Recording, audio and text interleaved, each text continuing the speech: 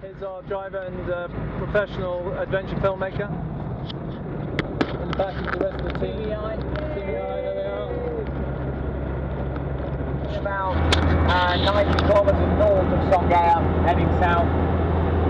To our west is Lake Nyasa or Lake Malawi.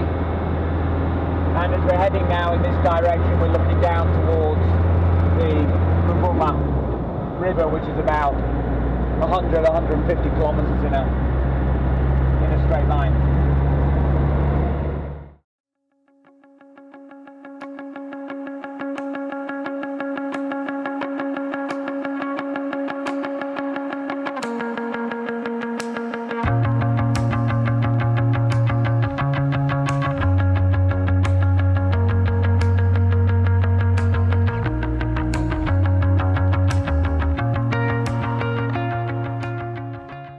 Time to get final supplies from the main market here in Songea. It's just to our left here.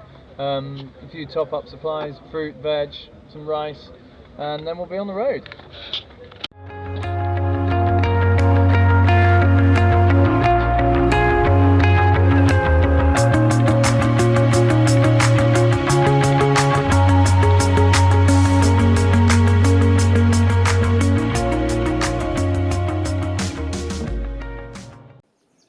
So what we have here is our full trip supplies packed into buckets, except we're waiting for one bucket.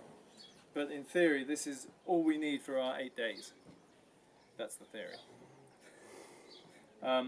Packed into buckets, they seal, keep water out, give a bit of buoyancy to the canoes. It's as light as we think we can go. So all we're eating really is muesli and fruits and dried fruits for breakfast. We've got dry milk powder for tea and coffee. We're going to have hard protein for lunch like salami and biltong with some non-perishable vegetables like carrots. At dinners we're having ready prepared dried pasta meals, which we just add water and cook. Directly from Italy. Directly from Italy. So this is what we're going to try, and we think with that spread of food we've got the right nutrition and the right amount of calories. So fingers crossed.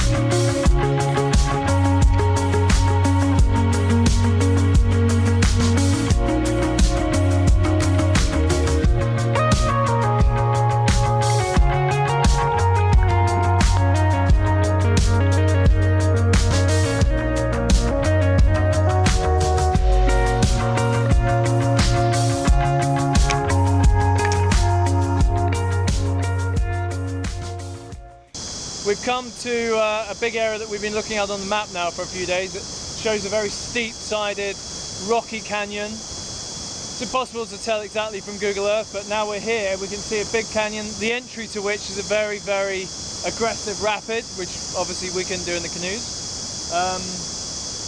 We're now going to have to carry all our gear down this slope here in front of us and put in below, and we're thinking that the canyon beyond here is just a narrow but fast-flowing river with no more major waterfall rapids anyway. So that's what we're about to do. We'll see you afterwards.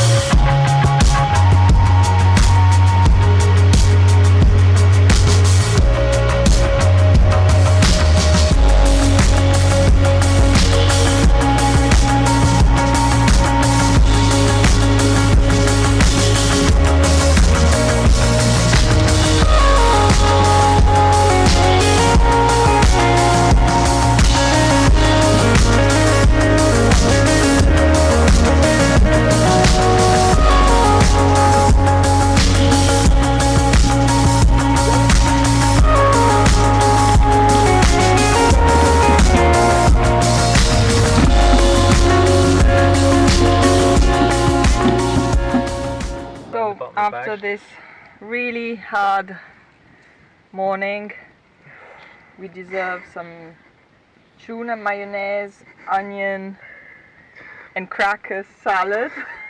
Again. But, and some Italian salami, which is probably, it's turned into like boiled cotechino. Yeah, it is. It's more like This. It's getting better as we go along. You know cotechino that you eat with the lentils. Oh yes.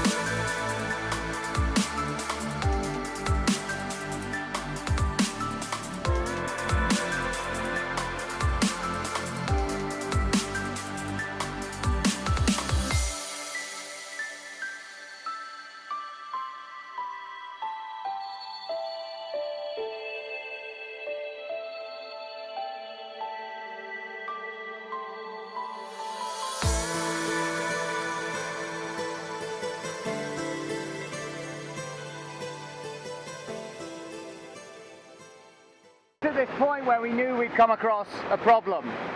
We called this Rapids 4, and this is where the river starts to get squeezed between these granite hills.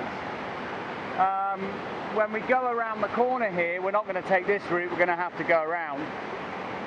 When we get to the corner here and it gets squeezed between these granite hills, you know, this is where we're going to decide whether we abandon and walk to the alternative takeout, or we actually decide that we can canoe it. We're going to find out today what that bit's like. This is the bit we've been apprehensive about.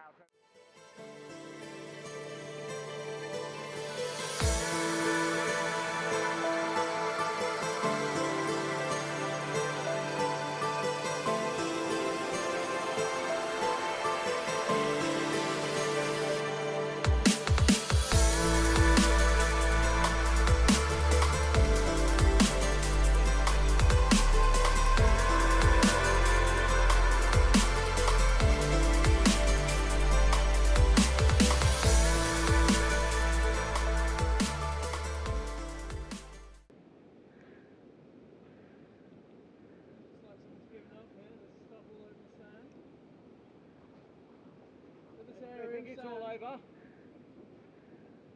This area of sand we're fondly calling the anvil of the desert, in homage to Lawrence of Arabia. It's cooling down considerably. So we're starting Day 5. Plans for today To go downstream. Downstream for as far as we can go. So just to give you some perspective, when we look south on this canyon, we can still see where we had lunch yesterday. So it gives you some perspective about how long now it's taking us to do 1 or 2 kilometers. Yeah. We know it's 1 kilometer to the point where the water turns east and then goes through the 2 monoliths and heads out hopefully towards the Quiqua Game Reserve. And we might have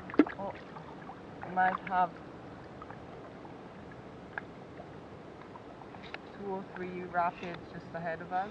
2, well, probably 3. That we checked on the Google Earth. Every rapid is taking us About an hour. About an hour, because unload, you can't just throw stuff in the canoes because we're running some of the small rapids. So unloading every single canoe, carrying it across, carrying the canoes across, sometimes 300-400 meters of rock, and then reloading each of the canoes. And if you're on an edge, a rock edge, and the current's strong, just loading the canoe and getting in is, you know, it's half an hour at Cassie. But you know, we're sort of halfway through time-wise. We're about halfway through in distance, so it's just this. It's this canyon we knew was going to take the time, and just, you know, you can't risk anything because we're so far away from anywhere. If anybody gets hurt, then we're going to have problems. So it's just a matter of pole and Dios muendo. What? Flip this side up and round. Or, tap onto that side. Get onto that side and pull it that way. Yeah, maybe that's better. Come on, put the camera down, let's go.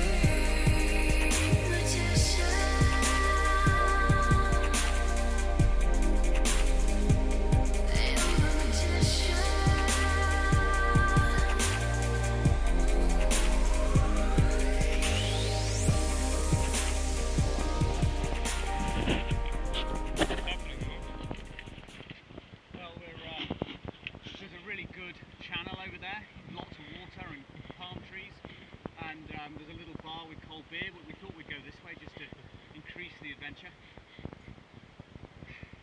We're in what we're calling Rapid 7. We were hoping to achieve about 30 clicks today. I think we're going to be lucky if we manage 15. So yeah, this fragmented area we could see on the map, we knew it was going to be a little bit of a challenge, but this is certainly turning out to be quite a challenge.